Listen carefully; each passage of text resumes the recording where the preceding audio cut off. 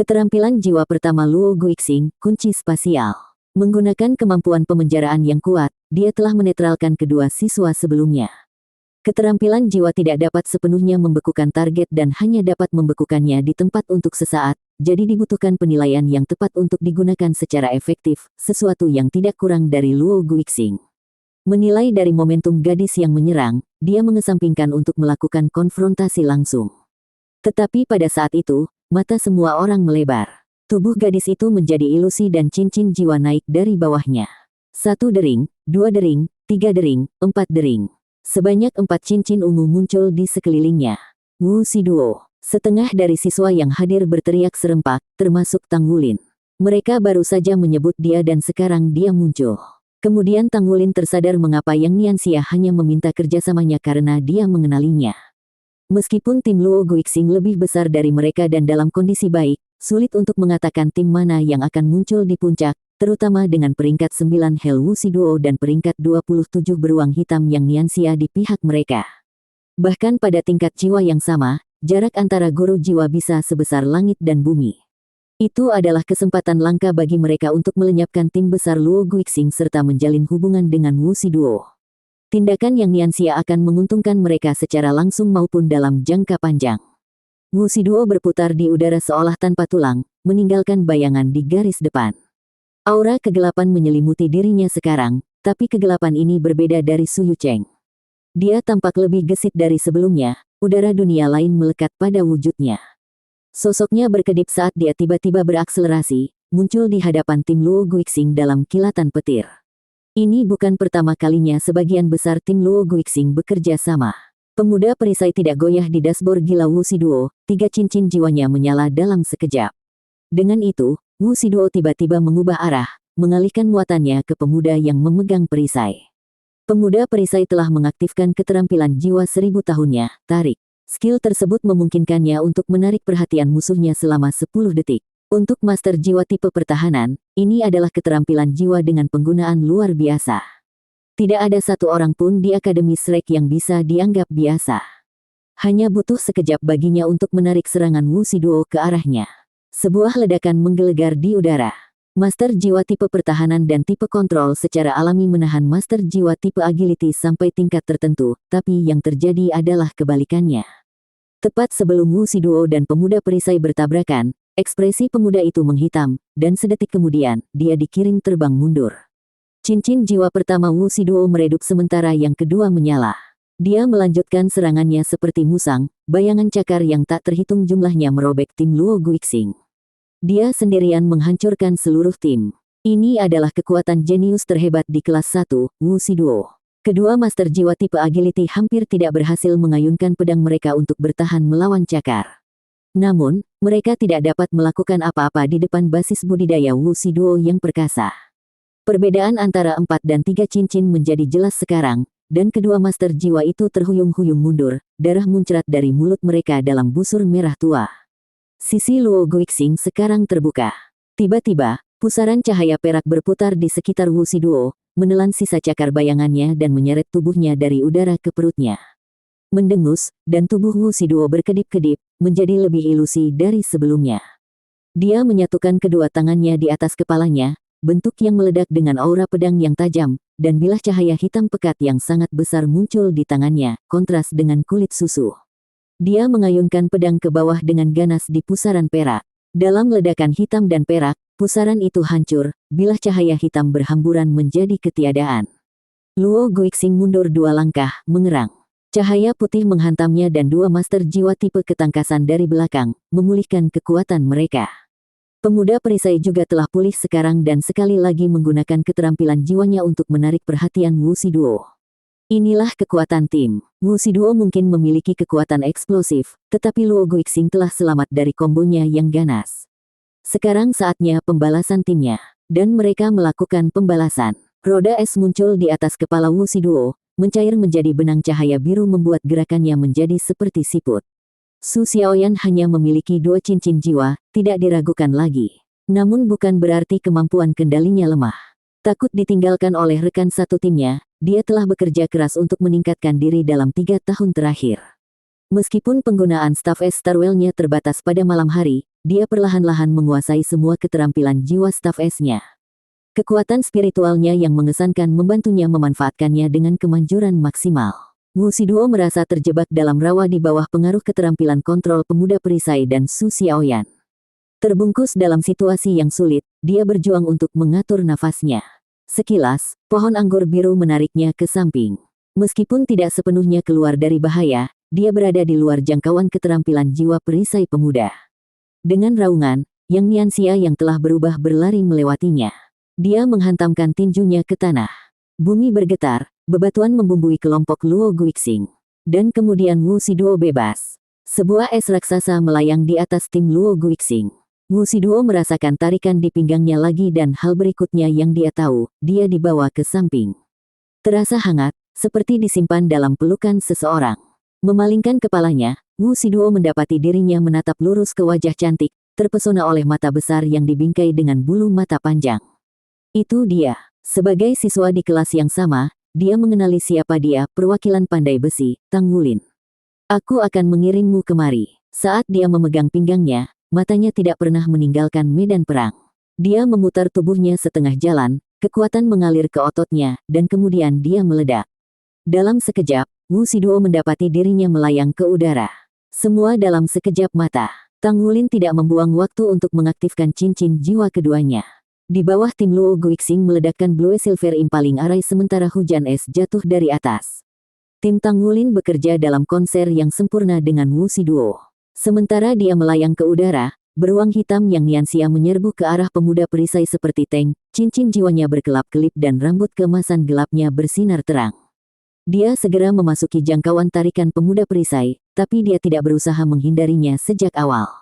Pada saat itu, Luo Guixing mendemonstrasikan kemampuan kontrol medan perangnya yang menakjubkan yang menjadikannya inti dari timnya. Beberapa inci sebelum Yang Nianxia menabrak pemuda perisai, pemuda itu menghilang dalam kilatan cahaya perak dan Yang Nianxia menyerbu melalui udara tipis. Dua master jiwa tipe kelincahan langsung muncul di sisi Yang Nianxia, berlari di sekelilingnya dan menuju Tang Wulin dan Gu Yue di garis belakang. Jelas bahwa Yang Nianxia mungkin dengan mudah menekan baik kelincahan dan tipe jiwa master pertahanan, jadi ketika pemuda perisai muncul kembali, dia berdiri di sisi Luo Guixing. Mata Luo Guixing berkilau saat cincin jiwa pertama dan keduanya menyala. Cahaya perak bersinar di sekitar Yang Nianxia. Keterampilan jiwa spasial sangat kuat karena tidak ada yang bisa melakukan apapun untuk menghindari teleportasi. Dalam sekejap mata, Yang Nianxia menemukan dirinya 15 meter dari posisi sebelumnya dan dirouting oleh spatial lock. Teleportasi jarak pendek dan kunci spasial ini mungkin hanya akan memperlambatnya 2 atau 3 detik, tetapi di medan perang, kemenangan atau kekalahan dapat diputuskan pada saat itu. Dengan Yang Nianxia diteleportasi, Tang Wulin dan Gu Yue dibiarkan terbuka lebar bagi dua master jiwa tipe kelincahan untuk masuk. Hanya butuh sedetik untuk menutup jarak. Sementara itu, master jiwa perisai mendorong perisainya ke udara sambil mendengus. Kekuatan jiwa membanjiri dirinya untuk membentuk dinding di sekelilingnya, Luo Guixing, dan Su Xiaoyan. Dua rekan tim yang tersisa berdiri di belakang mereka. Salah satunya mengangkat tangannya ke udara, membayangkan seekor burung api raksasa yang melayang ke udara. Yang lainnya adalah master jiwa tipe dukungan mereka. Cahaya mekar di sekelilingnya, mengalir keluar untuk memberdayakan kekuatan jiwa rekan satu timnya.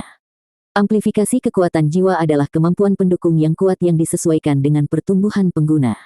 Pengaruhnya luar biasa dan dapat mengubah gelombang pertempuran, terutama untuk tim yang terdiri dari 7 orang. Senyum Luo Guixing sudah lenyap dari wajahnya. Ketenangan yang menakutkan ada dalam dirinya, matanya bersinar dengan cahaya seolah-olah mereka bisa melihat semuanya.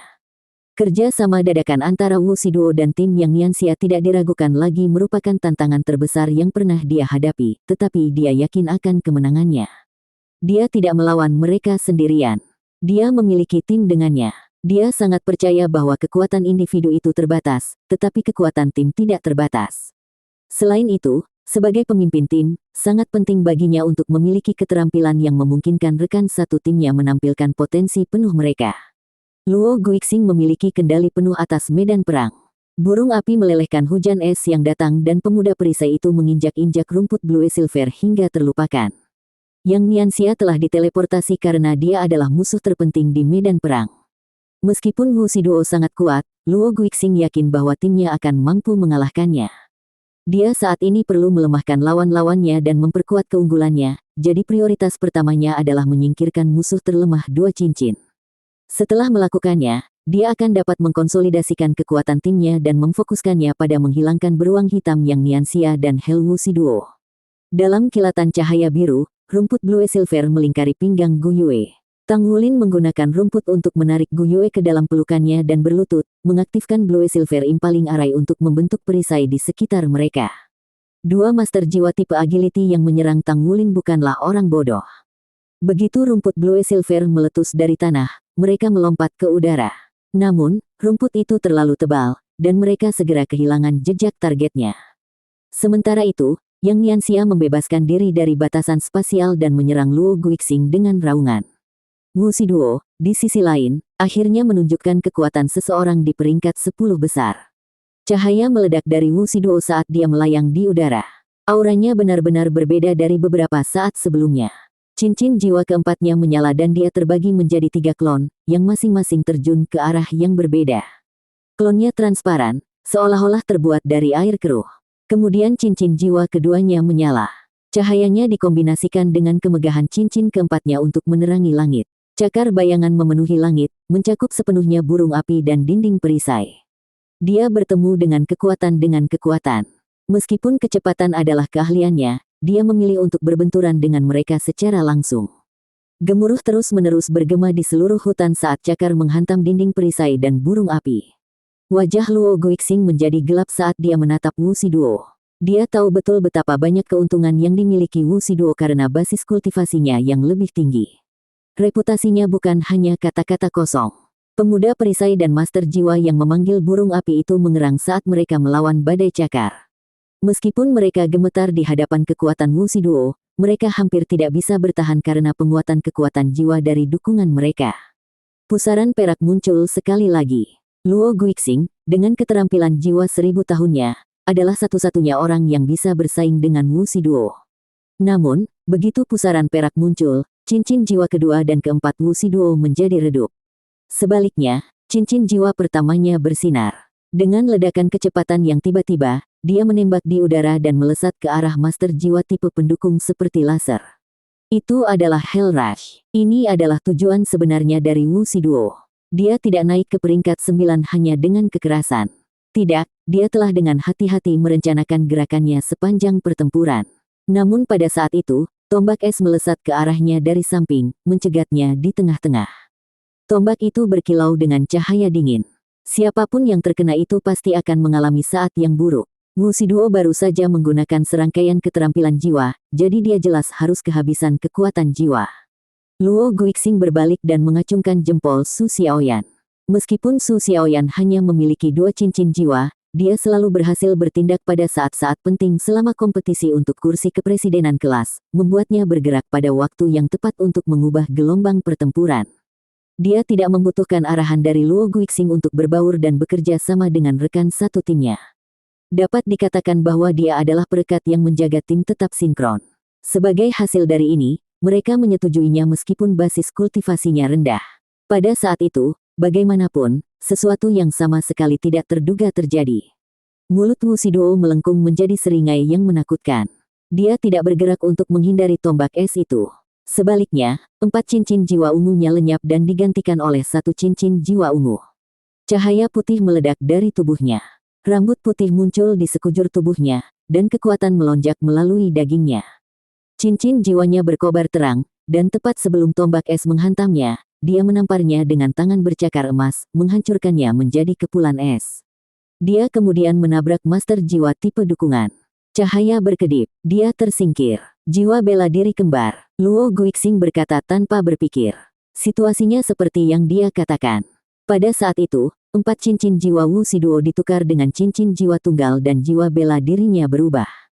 Hanya ada satu kemungkinan penjelasan untuk ini. Dia memiliki jiwa bela diri kembar. Sangat sedikit yang tahu tentang fakta ini. Luo Guixing bukan satu-satunya yang terkejut dengan ini. Bahkan sekutu dadakannya, Yang Nianxia, tercengang.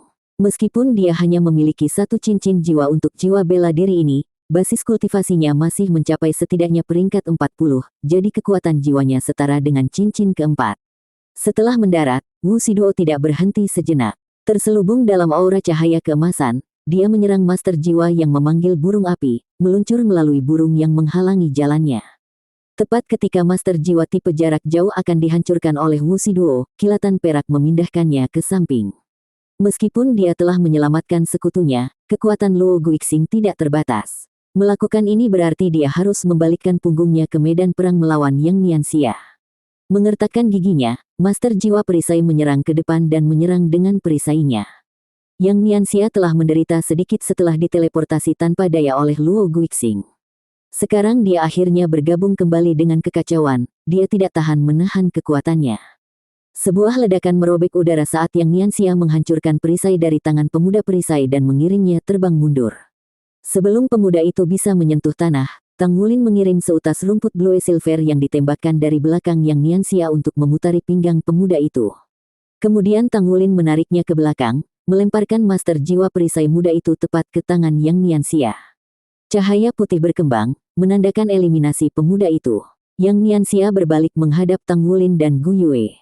Yang mengejutkan, dia tidak menemukan jejak dari dua Master Jiwa tipe ketangkasan dari sisi Luo Guixing yang seharusnya mereka lawan.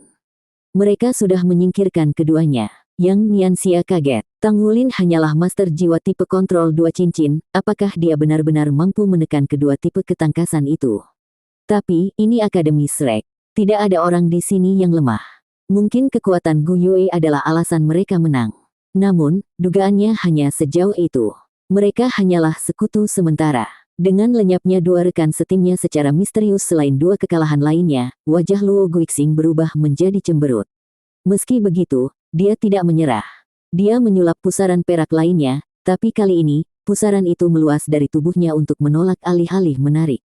Baik itu Wu Shiduo yang mendorongnya dari belakang atau Yang Nianxia menyerangnya dari depan, keduanya berhasil dipukul mundur. Cahaya perak meledak dari tubuh Luo Guixing, menelan Su Xiaoyan dan Master Jiwa Firibird. Sedang pergi, dia menangis. Pada saat itu, bagaimanapun, cahaya perak di sekelilingnya menjadi kacau, energi spasial menjadi tidak terkendali. Ini buruk, kekuatan ruang angkasa itu misterius dan menakutkan. Elemen lain yang menjadi kacau tidak akan seburuk itu. Jika seorang Master Jiwa kehilangan kendali atas elemen lain, mereka bisa kabur begitu saja. Melarikan diri dari ruang yang kacau lebih mudah diucapkan daripada dilakukan. Energi spasial yang seharusnya memindahkan mereka meledak, dan celah terbuka di langit. Gelombang demi gelombang energi menakutkan menyerang Yang Nianxia dan Wu Shiduo. Luo Guixing berteriak menantang, tapi di saat berikutnya, keretakan spasial menelannya. Master Jiwa burung api ditelan bersamanya, dan ruang yang kacau menghancurkan dan merobek keduanya. Sedetik kemudian, yang tersisa hanyalah beberapa partikel cahaya. Dalam limbo sebelum menyadari kenyataan, Luo Guixing mendobrak otaknya mencoba memahami bagaimana ruang yang selalu ia kendalikan dengan sempurna tiba-tiba menjadi berantakan pada saat itu. Pada kenyataannya, dia ceroboh. Dengan jiwa dan kekuatan spiritualnya habis, kendalinya telah tergelincir. Setelah kegagalan Luo Guixing, sesosok manusia mendarat di tanah. Tanpa ragu sedikit pun, dia mengangkat tangannya tinggi-tinggi ke udara. Saya menyerah. Saya menyerah. Saya akan mengikuti siapapun yang menang. Petik 2. Itu adalah Su Xiaoyan. Tim Luo Guixing telah runtuh dalam sekejap, dan dia adalah satu-satunya yang selamat dari 7 yang asli. Ekspresi tegas Wu Shiduo tidak goyah. Yang Nianxia, di sisi lain, menghela nafas saat dia santai. Namun, tatapannya tertuju pada Wu Shiduo. Jika tim Tang Wulin tidak menghitung Su Xiaoyan, mereka mengalahkan Wu Shiduo 3-1. Tidak hanya dia telah menghabiskan banyak kekuatannya dalam pertempuran melawan tim Luo Guixing, menggunakan keterampilan jiwa 1000 tahun satu demi satu, dia juga beralih ke jiwa bela diri keduanya dan menggunakan keterampilan jiwanya. Bahkan untuk Master Jiwa 4 cincin, cadangan kekuatan jiwanya akan hampir habis. Sekarang saatnya tim Tang Wulin menyerang. Jika mereka bisa menang melawan Wu Shiduo, maka posisi ketua kelas sama baiknya dengan mereka. Wu Shiduo menyipitkan matanya ke Yang Nianxia. Dia berdiri di sana dengan kokoh, cahaya keemasan berkedip di sekitar tubuhnya. Kita tidak punya waktu untuk kalah. Yang Nianxia berteriak lalu menyerang Wu Shiduo. Yang Nianxia tahu betul bahwa, jika mereka membiarkan Wu Shiduo pulih, bahkan kekuatan gabungan dari seluruh timnya tidak akan mampu mengalahkannya dan 4 cincin jiwa ungunya. Mereka mengalahkannya sekarang atau tidak sama sekali. Bahkan saat dia menyerang Wu Shiduo, dia tidak melupakan Su Xiaoyan. Kami memiliki lebih banyak orang, serunya. Bergabunglah dengan kami. Yang Nianxia harus memanfaatkan semua orang yang dia bisa. Bahkan jika kata-katanya hanya mengganggu Wu Shiduo sesaat, itu akan sia-sia. Selain itu, Su Xiaoyan hanyalah master jiwa dua cincin. Dia tidak terlalu peduli jika dia bergabung dengan mereka. Tapi dia gagal menyadarinya, saat dia bergegas maju, Tang Wulin dan Gu Yue hanya berdiri. Baik, Su Xiaoyan berkata, menerima tawarannya, tetapi dia bahkan tidak menaikkan stafnya saat dia terus maju. Yang Nianxia dan Wu Shiduo bertabrakan, udara di sekitar mereka berubah menjadi hiruk-pikuk. Beruang senja adalah jiwa bela diri yang tangguh. Jiwa bela diri kedua Wu Shiduo juga merupakan tipe penyerangan, namun bentrokan itu benar-benar memaksanya mundur beberapa langkah. Kekuatan jiwanya yang habis membuatnya dirugikan. Keyakinan yang Nianxia melonjak saat dia melihatnya jatuh kembali. Cahaya keemasan gelap di sekelilingnya bersinar lebih intens saat cincin jiwa ketiganya menyala, dan dia tumbuh menjadi setinggi 3 meter. Dia sama sekali tidak ragu-ragu ketika harus menyerang seorang gadis, dengan tegas mengirimkan kekuatan brutal tinjunya untuk menghancurkan Wu Shiduo. Pada saat itu, Wu Shiduo berakselerasi, cahaya hitam melesat keluar dari tubuhnya. Dia mengganti jiwa bela diri. Yang Nianxia bersukacita. Dia sama sekali tidak takut pada jiwa bela diri 4 cincinnya. Dari apa yang dia lihat di pertarungan sebelumnya, dia mengerti bahwa jiwa bela dirinya yang pertama adalah tipe ketangkasan. Basis kultivasinya lebih tinggi darinya, tetapi dia habis sekarang. Selain kekuatan, beruang senja juga memiliki pertahanan yang tangguh. Dengan keterampilan jiwa ketiganya sekarang diaktifkan, Yang Nianxia yakin bahwa Wu Shiduo tidak akan dapat menembus pertahanannya. Selain itu, dia memiliki Tang Wulin dan Gu Yue untuk cadangan. Kemenangannya sudah pasti. Saat Yang Nianxia mulai menikmati kemenangannya yang akan datang, sesuatu yang aneh mulai terjadi pada Wu Shiduo. Aura hitam muncul di sekelilingnya, tetapi cahaya keemasan tidak menghilang. Kedua aura menyatu menjadi pancaran emas gelap yang kacau saat rambut emas di tubuhnya menjadi kristal berkilau. Bentuk manusianya menghilang dan dia menjadi harimau putih transparan. Apa ini? Yang Nianxia menatapnya dengan mata tumpul. Dia belum pernah mendengar hal seperti ini terjadi sebelumnya. Tidak mungkin ini adalah avatar jiwa bela diri. Bahkan jika jiwa bela dirinya adalah macan putih, dia harus menjadi sage jiwa 7 cincin untuk mewujudkan avatarnya. Dia hanya leluhur jiwa cincin 4. Pikiran itu hanya terlintas di benaknya untuk sepersekian detik sebelum dia harus kembali ke perhatian saat macan putih neraka menyapu dia. Mencoba sekuat tenaga, tidak ada yang bisa dia lakukan untuk menghindarinya. Sesaat kemudian, cahaya putih menyala. Kontestan lain tersingkir. Tang Wulin dan Gu Yue tercengang. Apakah itu keterampilan fusi jiwa diri? Untuk mengeksekusi keterampilan fusi jiwa, dibutuhkan 2 master jiwa yang sangat kompatibel.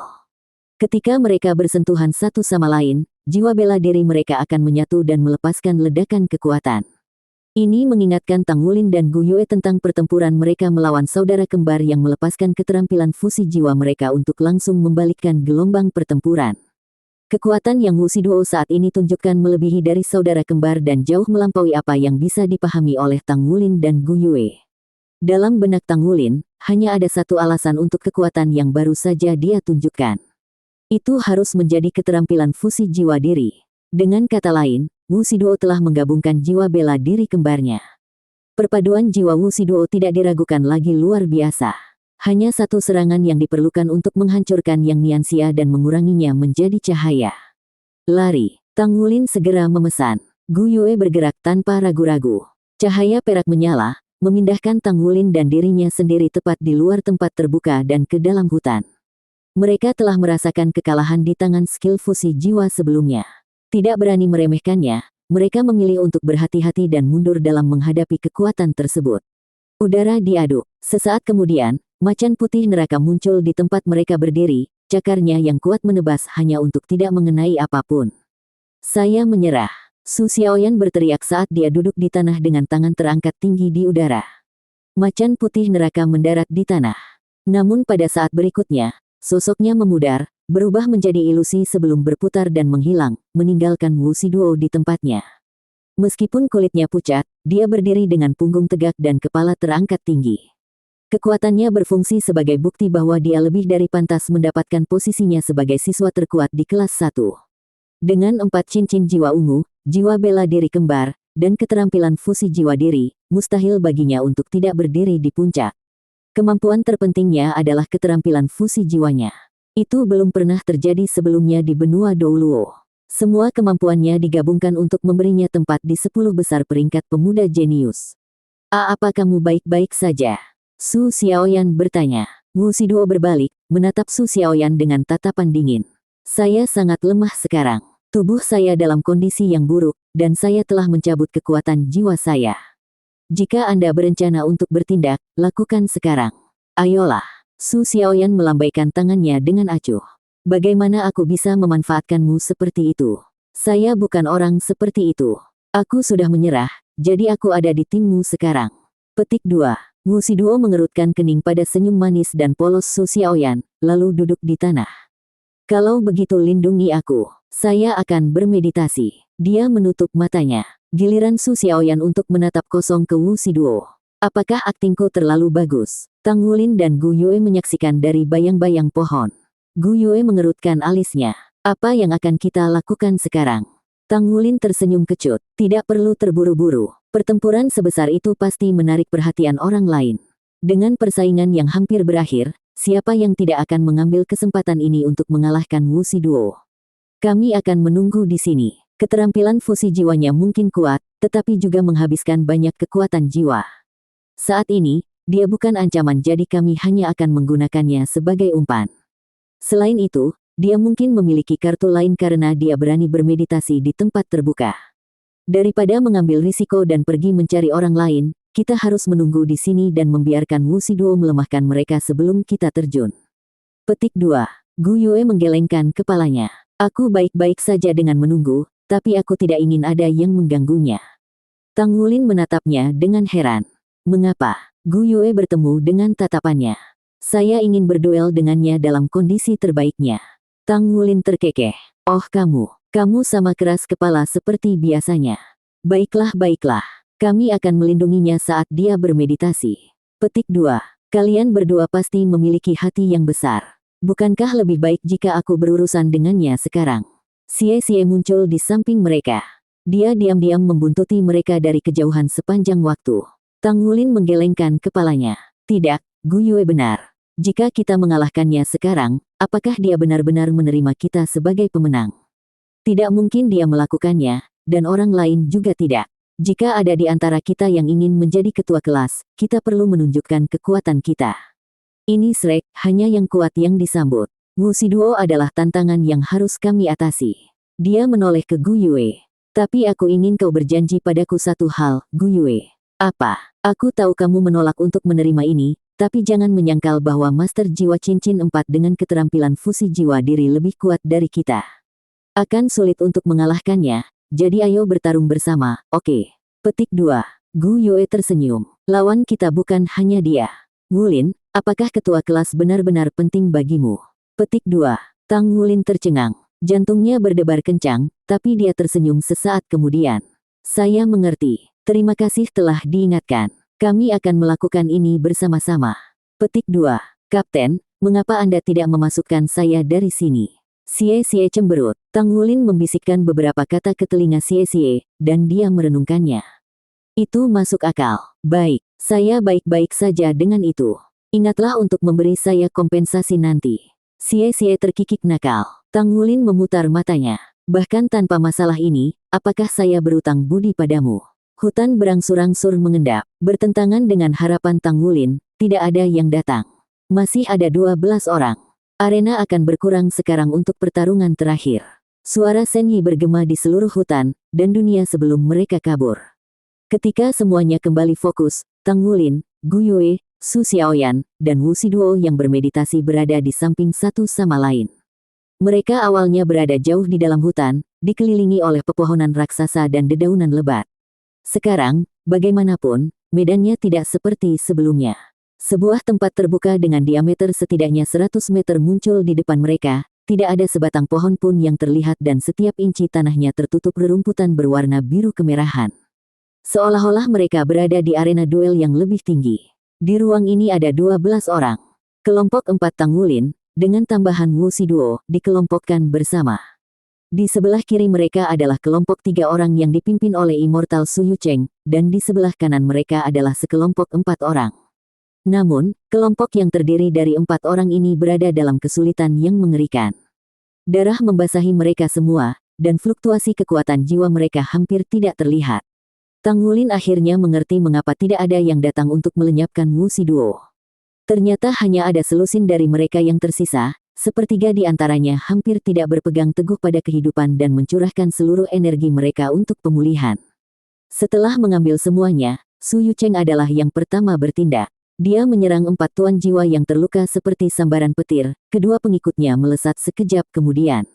Mereka jelas beristirahat dengan baik dan dalam kondisi prima.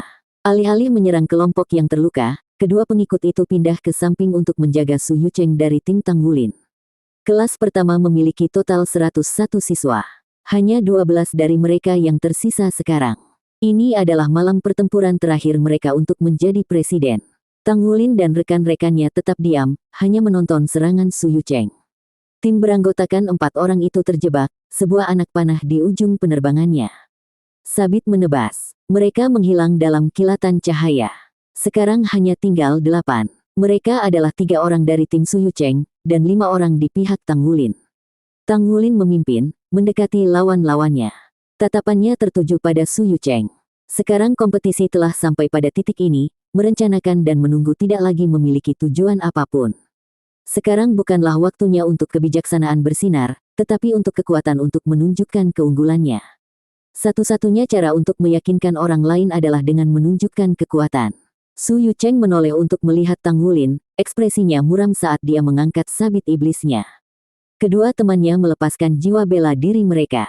Tetapi ketika mereka melihat bahwa Tang Wulin hanya memiliki 2 cincin jiwa, senyum mengejek tersungging di bibir mereka. Mereka mengambil formasi pertempuran biasa mereka, Gu Yue dan Su Xiaoyan di belakang, Tang Wulin sebagai barisan depan, dan Xie Xie di samping. Tidak ada pihak yang mengucapkan sepatah kata pun. Mereka semua tahu bahwa ini adalah pertempuran terakhir. Su Yucheng tidak mengerti bagaimana situasinya dengan Wu Shiduo, yang duduk di kejauhan, tetapi dia tahu bahwa satu-satunya pilihannya sekarang adalah mengalahkan lawan-lawannya. Simpan kekuatan jiwamu, kata Tang Wulin kepada Gu Yue. Saya akan menangani Su Yucheng. Kata-katanya dipenuhi dengan keyakinan. Sejak dimulainya kompetisi, Tang Wulin telah dengan sabar menunggu waktunya. Demi rekan-rekannya, dia tidak menunjukkan kekuatan penuhnya dan mempertahankan dirinya dalam kondisi puncak sepanjang waktu. Bukan karena dia tidak ingin berkelahi dan memamerkan kekuatannya, tetapi dia tidak bisa. Dia harus bertindak dengan mempertimbangkan timnya. Tapi dia tidak lagi harus menahan diri. Dia ingin melihat siapa yang lebih kuat, dia atau Immortal Su Yucheng. Dia ingin melihat seberapa kuat seorang serdadu itu.